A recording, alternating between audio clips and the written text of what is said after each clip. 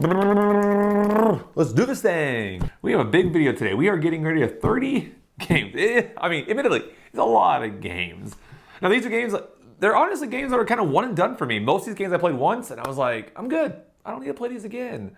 There might be a couple sprinkled in there that maybe I played twice, but not more than that. So let's just go ahead and jump in, and let's start cutting. Hey, I'm Ryan, and welcome to the Board Game Journey, where you'll be joining me to play 1,000 games. Now, if I take the 30 games that we're going through today, plus the 75 we already played, we are at 105 games. Oh, man, we broke that 100-game threshold. It feels good. It feels good to get it up there finally. You start off these videos, you're going 1, then 2, and then you just feel like it's gonna take forever to get to 1,000. But now, at 100, I feel like I got, ooh, we're almost there. Well, okay, we got still ways to go, but it's exciting for me at least. So this video will be a little different because these games I truly were one and done for me. I already got rid of them, so I don't have the physical game here in front of me. But we'll still go through it. We'll go pretty quick because, I mean, I'll just kind of go through the highlights of things I didn't really like, maybe things I did like, and just we'll see how it goes. All right, let's get to game number 1. Now these games are in no particular order. I'm pointing to a list over here. So these are a list of games I'm just going to go through, whatever order they show up in. And here's the first one. Shing! I don't know, does this work with the digital version of the game? Well, we'll see. So the first game is Trails. Now, I was deciding, I like Parks. I think it's a great game. So I heard about Trails. It was like a smaller version. I was like, I was wondering, can it take the Parks experience and condense it down to this type of smaller package? And honestly, my very first game, I played with my buddy. It felt pretty tense. Where I was like, because in this game, you're running it up and down the trail, back and forth, and that's like the kind of the clicking timer, and you're collecting cards and battling for certain things. I mean, obviously it has some of the feeling, or I would say even nostalgia of Parks, the big game, but. After the game, I wasn't too sold. I was like, okay, this is cute, but I still feel myself like, okay, if I'm gonna play Trails, I might as well play Parks. As it's a smaller box. I don't know if it really felt like it was faster. And then I played one more time. So this is one that I cheated. It didn't quite was one and done, but I played one more time out of curiosity with my in-laws, and I mean, it just fell flat. It just completely fell flat. Not saying it's a bad game. I really honestly, if someone said, hey, let's play Trails right now, I probably would play it, but it just doesn't have a place for my collection. So see you later, Trails. Can I toss it? I don't know. Oh, I don't know if editor Ryan accomplished that goal. If not, it is what it is. So next up will be Creature Caravan. These are types of games that I mean, let's be real. The cover art of this box is gorgeous. I mean, I'm not gonna lie. I did probably buy it for how pretty it was. I have discovered in this journey to play 1,000 games of some games that I like more than others, like in terms of genre. Like for instance, I realized, previous videos, I got rid of Earth. And I would akin this game to that, because I'm realizing I'm not a big fan of games that have a lot of cards that I need to read. And I feel like if most of the game is me just gathering a bunch of cards, reading them, and trying to find a connection, I don't know, it just feels like homework to me, and my fun factor just kind of plummets. I don't mind some cards and some reading and some resource gathering, but there's definitely a balance, and I think this is too much in the way I don't like. So Creature Caravan, mainly for that reason, I mean, it didn't stand a chance. It's one of the few games I just want to stop playing halfway through. So anyways, see ya. On to the next one. The third game in the list is Railroad Ink Deep Blue Edition. I don't know, I guess the different colors is just slightly different variability in the game. I mean, Railroad Ink is one of those games I really wanted to try. I played a few roll and write games, and this one just always comes up. I feel like every time someone talks about roll and writes, they're always like, Railroad Ink, you gotta try Railroad Ink. Finally did. I mean, this game, it's a me problem. It's not a game problem, it's definitely a me. I realize my drawing abilities are really poor. So roll and writes, I feel like usually are just checking boxes, coloring things in, putting letters and numbers. Like nothing too complex. Doesn't involve my artistic ability. And then with Railroad Ink, you're having to draw a road that looks different from a train track. I struggle with this. I in the game, I'm getting confused what's a road and what's a track. So like I said, this is a me problem. So the fact that I need to draw too much, this is why even these party games that involve drawing. I mean, I guess that's the intent, is bad drawing. I'm probably the perfect target, but typically drawing games I don't enjoy.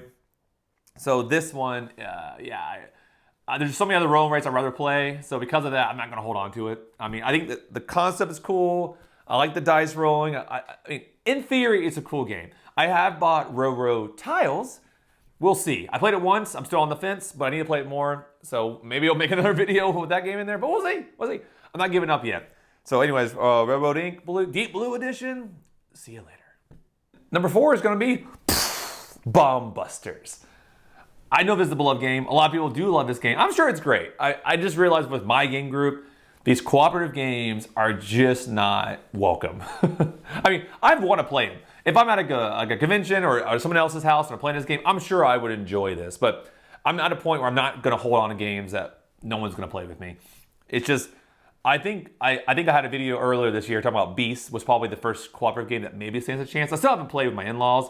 But this one, after playing with my friends and seeing how they'd handled it, I just realized it's never going to get to the table with my more family audience. So anyway, so Bombbusters, sorry, it wasn't you. It's definitely my group. So all right, that's really it. Not a game for us. See ya.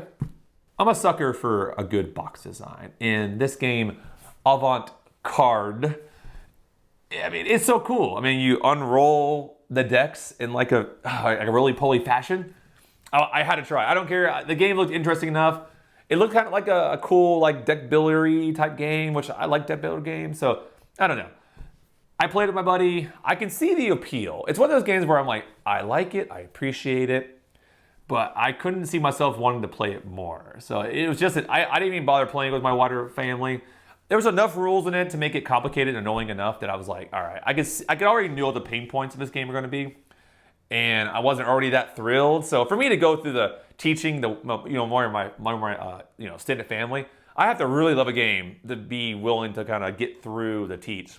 And this one, I would just, if you're on the fence, it's not worth the effort. So Avant Card, although so tempted to keep it for the box design, I just don't have space. So see ya. Next up is the Parks Row and Hike. Now, I love the original Parks game, so it's always advertised, and I honestly avoided it for probably a little bit.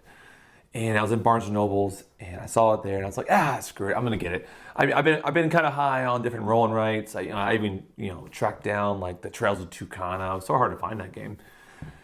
And so I was excited. So I played it, and man, that's probably the first game. I feel bad saying it. It's probably the first letdown in a board game I played. Of all the games I played so far, that was the first game that I was like really did not enjoy. I mean, even some games like Earth that weren't my cup of tea, I could see how people like it. That was the first game I was like, ugh. I don't know who this game's for. It just wasn't, I don't know. I felt like they had a lot of ingredients there that could have made it great, but somehow it just was a little bit convoluted. So yeah, just see ya. So the next game up is in that genre of the in-right series. This I think is more like a pass and right or a flip and right kind of game. And this is Rivages or Rivages? I don't know.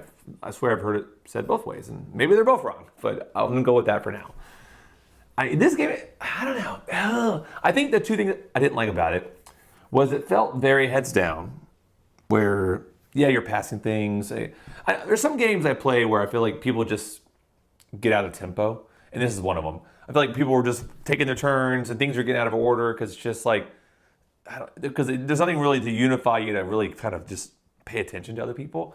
And that's a big kind of thing I try to avoid with games. And also the cards that you're passing, they don't have great indicators in terms of what's top and bottom. And so I would get a card and they would be out of sequence. You're supposed to mark from top to bottom, and they would start at the bottom, right? The bottom was a good one, right? And now you're like, oh, okay. I know it's an accident, but it just, I don't know. It seems like I read the instruction book, and they have these indicators that say the top and bottom, but man, I have pretty good eyesight, and it is not easy to see. So I wish they just could have made that much clearer, and I think I don't know. So for those reasons, I mean, this game's gone.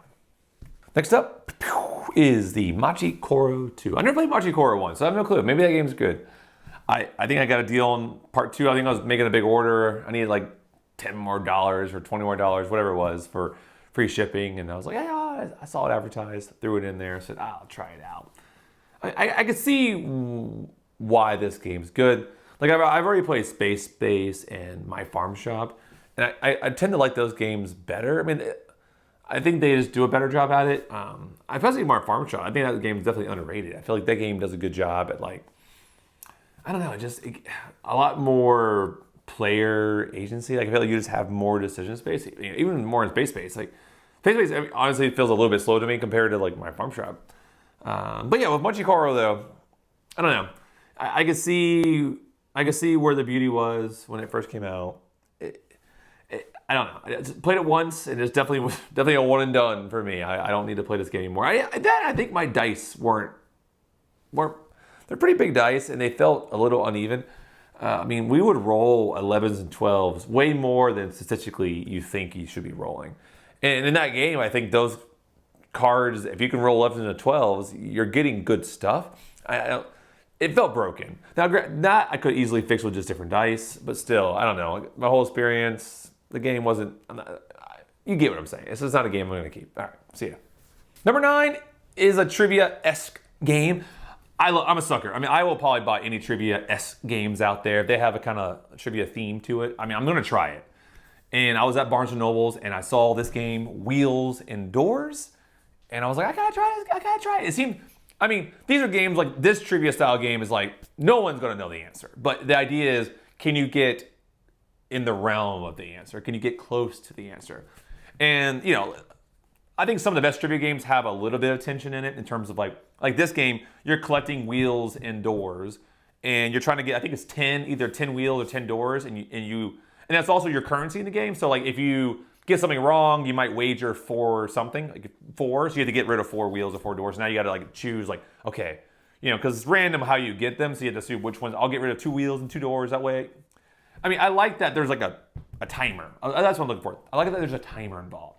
So anyways, this game's one of those games where, you know, the first time I played it, it went over well. I mean, I have played this a couple more times, so it doesn't quite one and done, but you know, the second time it just fell so flat, like just, you know. And then the third play also fell flat. And I realized at the same time that some of these questions I don't think they're resourced well.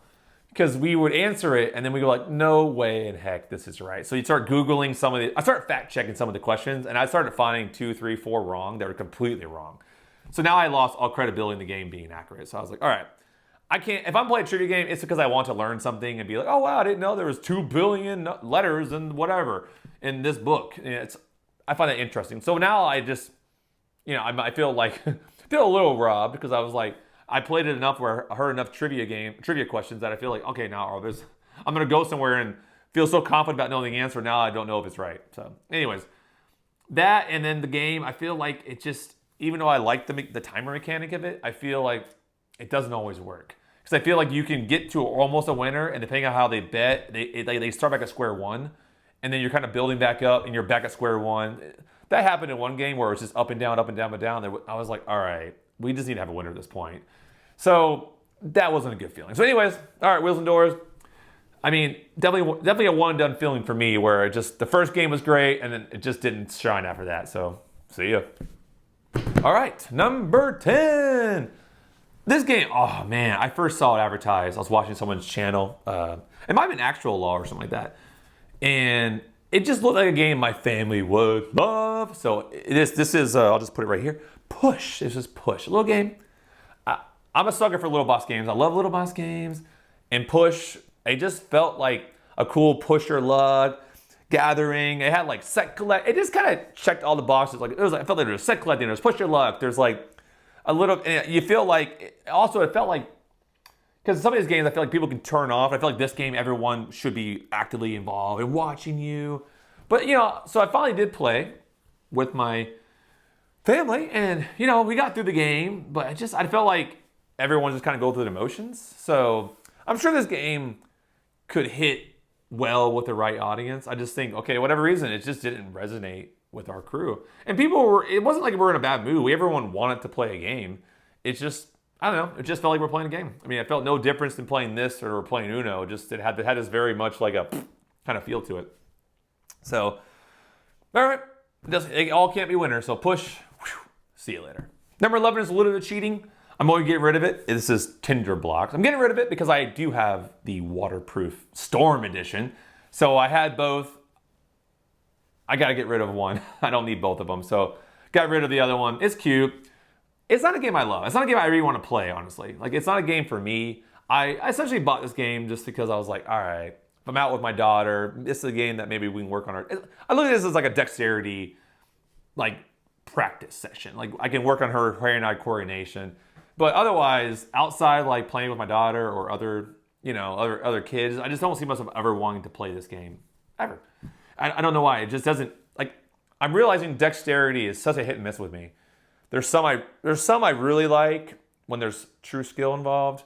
But with these balancing games, also this one in particular, where it's sort of like all or nothing, you know, once it crumbles, it's over. And I feel like, I don't know.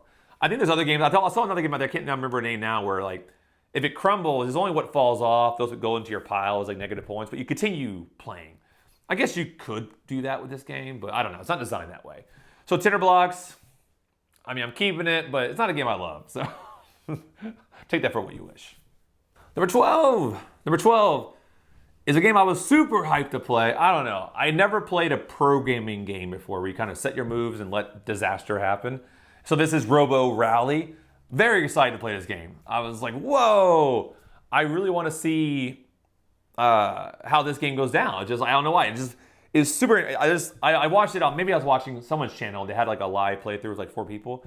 And it looked like fun. But I'm realizing too, like sometimes just, if you get everyone in the right mood, maybe this game will shine. But I just can't see it being a big hit with my family. I think there's enough like fiddliness to it and like just to make it like not quite work for my group.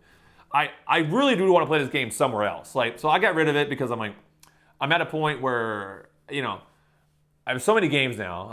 I have a buying addiction. You know, I probably bought 400 games in this journey. I haven't played them all, but bought a bunch. So I just need to make room. And I got so much room on my shelf. So this one, I'm like, okay, after my first game with my friend, I just said, okay, I don't see this going well. And also, I don't know if I'm truly a programming type game fan. I am curious to try another one in the genre. So if you guys know like another one that maybe I would like more, like a programming type game, let me know because I'm curious. Because this is probably my first one I've ever played. I don't know, didn't quite hit the way I thought. So like I said, if we're out somewhere, I would love to play this game with people who are into it because I really want to see how it feels. I just don't want to force it here. All right, see ya. Okay, next up is Life of a Chameleon. There's nothing really bad to say about this game. It's a good game. I mean, it's good. I think my first experience was just a little tainted. I don't know. I think the dice that came with the game were broken. Where we rolled, I think we rolled it, I don't know, must have been 100 times in that time. I think we got 1 yellow the entire time. I mean, I assume that could be just dice are random. Just that day, yellow wasn't showing up. But I just feel like the amount of times it didn't show up, I feel like maybe these dice were badly made. And since they're colored, it's like, how do I replace them? I can't just get a new dice. And I don't know. So because of that, it just, my experience was kind of ruined because the game, like you want like a diversity of colors coming out. And when one is not ever being put onto the board, it really can like hurt the flow of the game. So that was mainly it. I don't know. It's a tough one for me. I think I gave this game to my buddy. So maybe one day we'll play it again. I gave it to him. I said maybe one day we can bring it back and play it again because I like the concept of it. I'm realizing I like abstract games. But games like games like in the Gift series, like Yinch and this and that, are truly just so themeless that I like finding ones like this or Shallow Sea that like offer that very abstract feeling, but in like a pretty way that kind of feels somewhat thematic. So I'm realizing I'm liking these like more thematic strategy games more so, just because, I don't know, it just has a prettier feel. You feel like you're doing more. So this game, I feel like it should have been a bigger hit than it was. I think it was just the nature of the quality of the dice, but you know, can't all be, you know, I guess you got to get rid of a game based on something. I don't think I'm going to be able to fix that. So, all right, Life of Chameleon. Maybe one day we'll come back to you. Next up is Zoomies. This game, we were just finished playing, what's it called? King Domino. And my family loved it. My family like, oh, King Domino. So I saw Zoomies advertised. It was new at the time, just coming out. Bought it like right when it came out. I think I even pre-ordered it. because it had the same kind of tiles, and it was just a different, I felt like at the time, before playing it, I thought it was a different twist on King Domino. And since it was a big hit with my family, I'm always looking for games that they're gonna like, so tried this one. Yeah, it didn't go over the way I hoped, because like they played it with me, they got through it. I think it's just one of those games where, like King Domino, it's just, you can quickly get into it and teach it, and people be playing almost like at a good level quickly. Where this one, since there's so many, I think there's like 5 or 6, maybe 5 or 6, basically ideas, like these little tokens. So basically in this game, you put down these dominoes, and you must put a token down with it, and that token will be like a way to score at the end of the game. So you're constantly putting down a domino, put down a token. But the tokens, there's different, like 5 or 6 different ones. So now you need to like understand how each one scores and how it relates to everybody else. Like I say, not impossible, not hard game by any means, but that is fickle enough that teaching my in-laws and getting them like their head around it, it just made it a challenge. And also the scoring at the end is a little bit slow. So, I mean, I basically bought this for them. So I did play it the same time, actually the same day with my buddy. And I was just like, yeah, it's not a game I would crave to play with my friend. I've never played almost any other game. So if my family was having a hard time with it, it's just not a game. It's just a little too complex for that, family weight game that I was looking for. Oh man, we're halfway through. It's time for Faraway. Now this game is it's a cool game. I played it first on BGA with Johannes from Board Gaming Ramblings, and he introduced it to me, and I just kind of played 3 or 4 games online, and I sucked at it. I was horrible at it. I did really bad. But it was just intriguing. I was like, this is the way you score it is just so different. I was like, I don't know. I'm not a huge playing games online, so I was like, let me just buy the game. Let me just try it in person. So I played it. I taught my in-law, and actually my mother-in-law loved it. She thought it was a great game. I still wasn't sold on it, so since she liked it and I wasn't a big fan of it, I just gave it to her. So she has it now. Gave it to her. If we really want to play it, we'll play it with them.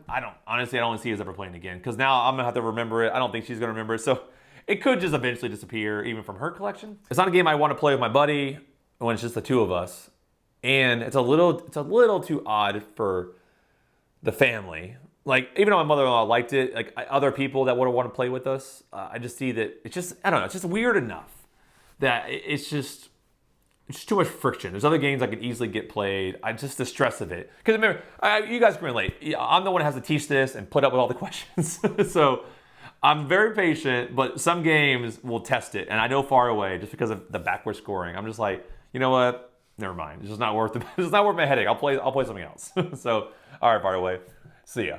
Number 16, I'm a little sad to see go, because it was probably one of the early games that got me and my family into it. It was, I'll just show you. It's Cover Your Assets.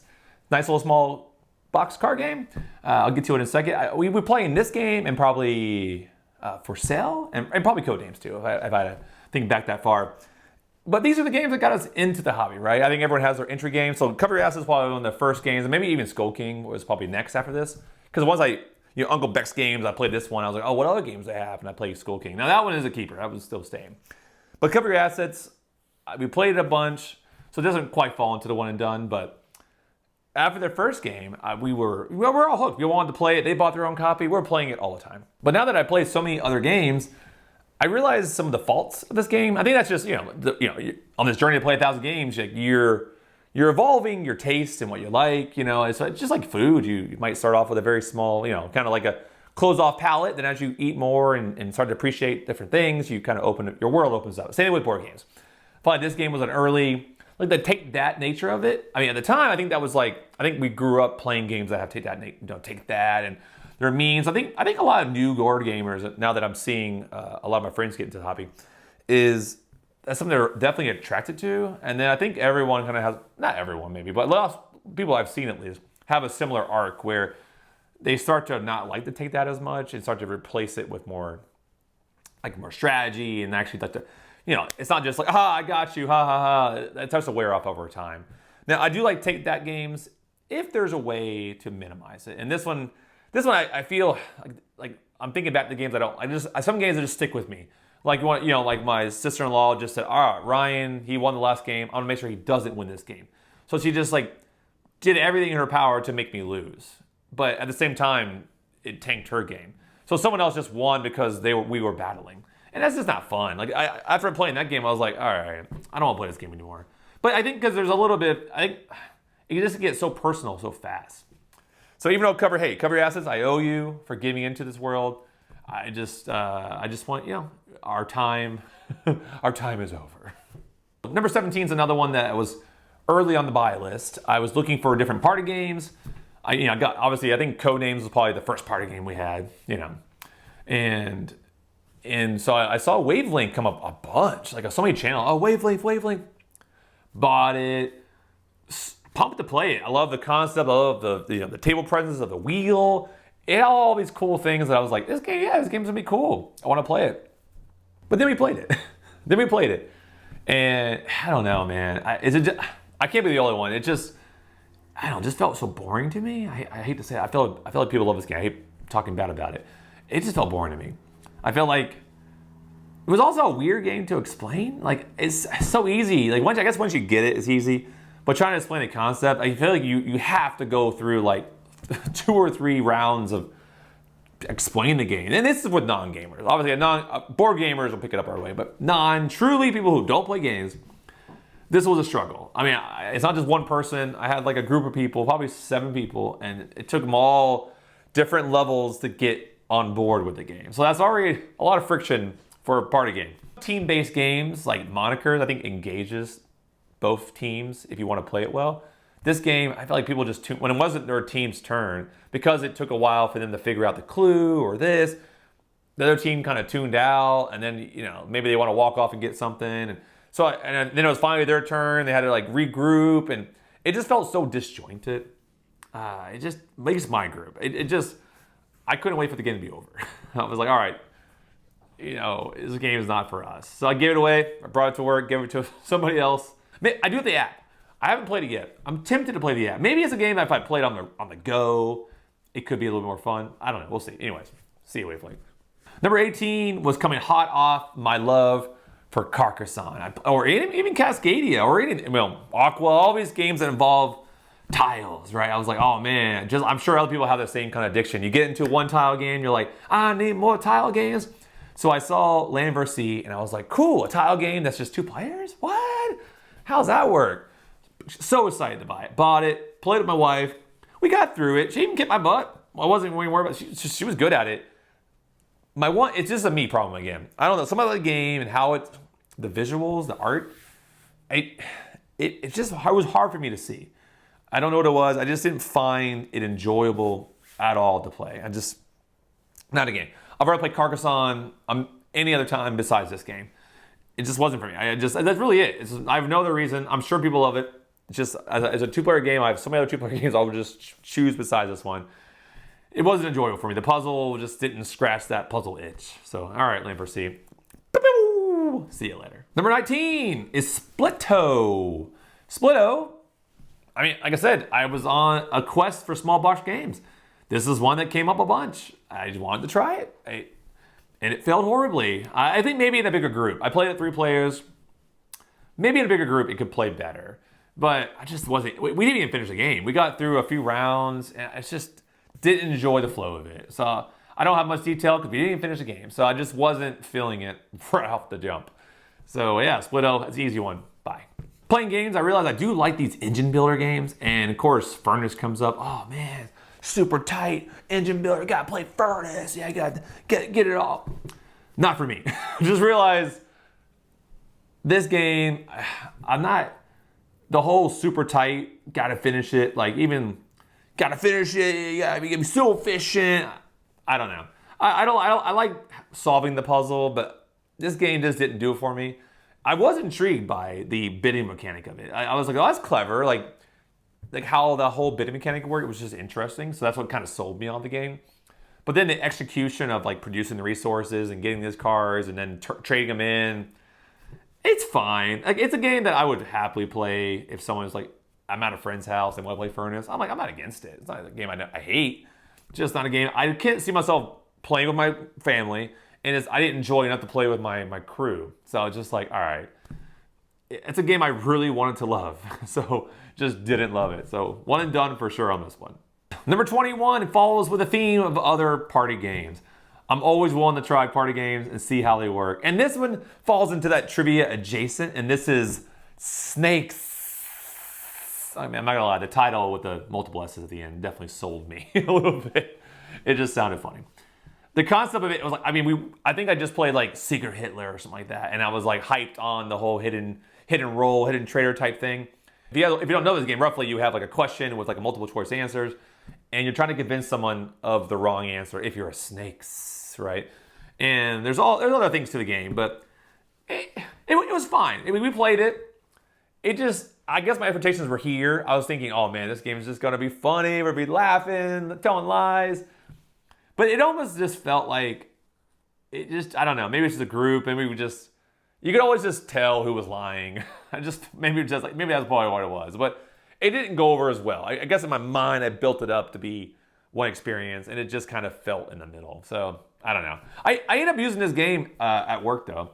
The questions were fun enough and different enough. So I would just bring in 3 or so questions, and as a team building exercise, we would just kind of go through, like, as a group. Hey, what do you think is A? What do you think is B? So the game didn't just get tossed. I did repurpose it, and then I just went through the whole deck, and now the game's gone. So it was fun. I mean, fun for that reason, just not for the reason it was designed. So anyways, snakes. Bye-byes. I don't know. All right, bye. Number 22, ruffle some feathers with this one probably. It is, where'd it go? Oh, here it is. Oh, behind me? No. It's over here, Art Society. I don't know. I'm doing all this, for editor Ryan to be having a lot more work, animating things on? Ah, God. I'm gonna be editing this in the edit booth and I'm gonna be crying. Like, why did I do this to myself? So with Art Society, it's fine. Once again, I felt I was coming off playing polynomial games, like, yeah, polynomial games, I love it. And I love auction games. I was like, auction meet polynomials? What? It's like a match made in heaven, right? I had to play it. So I bought it. I tried it twice. So this wasn't quite one and done. Tried it twice, both times, it was just in the middle for me. It was like, as what the cool kids say, it was mid. It was mid. Have no exciting. I don't think the mechanic that I thought was interesting about how art gets valued, that part just didn't seem to work for me. I just kind of felt like, it was fine. It's just, like I said, not a game I would not play again, just not a game I want to keep. I already gave it away. It's gone. So see you later, Art Society. I hope you're making somebody happy. Bye-bye. Whew, okay, get down to the last few. 23 is Skull. We'll go quick on this one. Skull, it's fine. It's just bluffing. I'm realizing bluffing games do not work with my family. They don't like them. So I don't want to hold on to games that we're never going to play.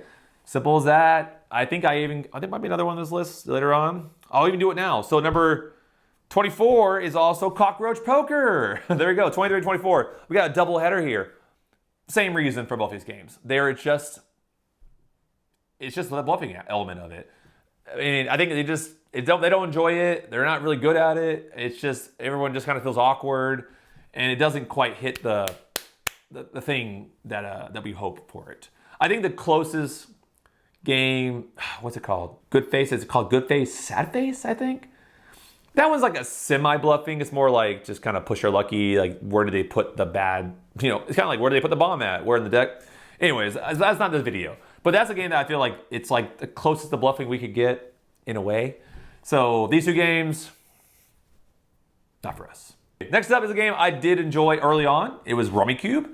Nothing against this game. It was definitely one of the games I really enjoyed playing. I was like, oh, this is fun. It's not a game, of all the games I have now, it's not a game I want to play. It's no other reason than that. I think this game truly falls into, I have too many games, why am I playing this game? So I didn't get rid of it. This game also went to my in-laws' house, so it's just another home. So it's a little bit of cheating. I could get to it if I wanted to, but it's just, I'm not going to keep it here. I'm not going to pull it out. I have so many other games that feel like it now that I just don't need Rummikub. All right, next up. I thought I got rid of this game already in a video, but maybe I didn't. It's Earth. I'm now confused. I'll have to go back. Maybe it's living in a alternate universe. Well, anyway, if I didn't cover it, Earth. Same reason with Creature Caravan. I won't go into details. Just the style of the game with the card reading. It's not for me. So that's an easy one. See Earth. Next one up is Renature. This one, I wanted to like it. It's a domino game. I bought it because my mother-in-law, she's a domino freaking expert. Like, I'd never played dominoes before. She taught me how to play, and I will never win. She played a lot of dominoes growing up, and you could tell because I stood no chance. Like, I was like, all right, I play a lot of games with her. I give her a little bit of flack here and there, but that one, man, she's the queen of dominoes. So anyway, so I saw this game, Renature, and I was like, all right, I want to play dominoes with her, but I'll get killed at the original domino, so maybe Renature. It felt like a good domino board game hybrid. Let's try it. It's fun. It's actually a good game. I do like it. It's just one thing in particular. I felt like the game, as you played, the 3/4 of the game felt great. It felt like enough stuff going on that was interesting. But the last fourth of the game, it starts to just kind of like, I don't know, rapidly decline, where like your decision space is smaller, you're just doing things to do things. And really, the last bit of decisions you can make are just kind of mean. Like, you're just like, all right, I gotta maximize my score. I'll just be mean. So I just kind of just in it on like a bad taste in my mouth. So I don't know. My buddy wanted it, gave it to him. So, all right, that's it. Renature, not for me. Whew. Is it last three? Yeah, last three. Okay, this one, oh man. I bought this game just because we played a few, I think it was, we played Thunder Road and like Survive the Island. It's kind of these chaotic kind of survive games. So I saw this game, Galaxy Trucker, and I was like, it's probably gonna go over well. And I started learning it. It's trickier to learn than you think. Like, on the surface, I thought it would just be like easier to learn. But once you get past that, teaching the game kind of on the fly is a little bit hard, right, as well. So like, it's just a lot to like take in. Because I guess the game kind of feels like it's gonna be, this level of difficulty, but then it ends up being like somewhere here, right? In terms of like, I say it's a hard game by any means. It's just like the look and feel of the game that I want to achieve is a lower bar than it actually is. And a disconnection just makes it a bad game for me because it's just not worth the investment. And we struggle through the teach, get to the gameplay, and maybe because we're just playing on the easy level just to teach the game, it just felt like so fast. Like, it was over, we went through the motions. Like, I thought there would be this chaotic, like, oh, this ship is falling apart, oh, you lost this. I just thought it'd be like, just on that Thunder Road type vibe. But I don't know, it just definitely a one and done game for me. That was it. All right, 29 is Booped. But what a cute game. I first saw this game advertised. I was like, I gotta buy it right now. It's a super cute game. And it was like, I do like it. It's fun. It's abstract. It's just, I just bought too many abstract games. I have so many abstract games. And I like abstract games that are easier to teach because I think a good abstract game is like easy to teach, just hard to get good at. And Booped, it's because of how the things work. Like, it's a hard game for people to get their head around because like they're trying to like get the things in a row because you can boop your own cats. I noticed when teaching people, it took them a little too long. Like for me to play something new, I have to play like 4 games for them to start feeling like comfortable. And then I'm only getting better and they're barely catching up. So unless I'm playing this game with the same people over and over again, which I'm just not, it's tough. It's just, if this is like your only abstract game, you don't have a lot of options, then I could see this being a good game, but if you're willing to dedicate time to it. But for that reason, Boop is gone for me. So, boop, see you later. And last up is Schotten Totten 2. I love Schotten Totten, the original game. Part 2, I have another game. It was like, Air, Land, Sea, kind of had that same vibe to me in terms of like, you're trying to like, the whole retreating and battling these stations. I don't know, it wasn't for me. I have, like I said, Schotten Totten, the original, where I love that game. As a 2-player head-to-head, I like it a lot. Like, I don't know, it just plays well. The tension is, oh man, the tension is phenomenal in that game. I just love, like, it reminds me of like Lost Cities, and it just, those games are hard to like say why they're good until you play it and experience it and have that feeling. Definitely not for everybody. My wife hates it, but like, I enjoy it. And like, it's an easy game to bring with me and play with like almost anybody because it's easy to teach, which I like. Unlike Booped, where it takes time to get into it. Schotten Totten, it's easy to teach the concept. They can be very proficient very quickly.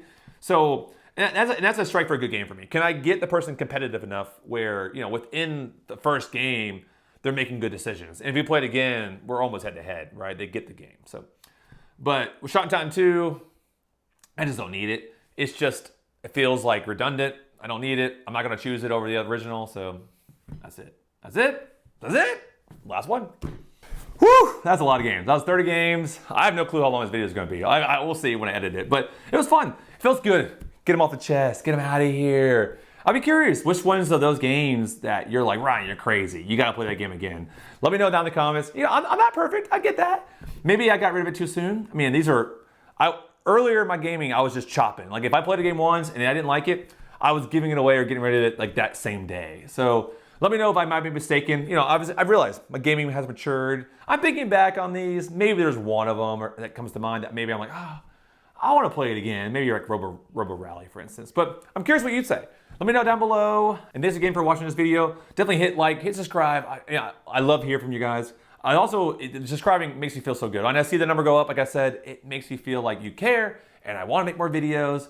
So make me happy, please. Okay, now I just sound desperate. All right, I'll see you in the next video. Take care.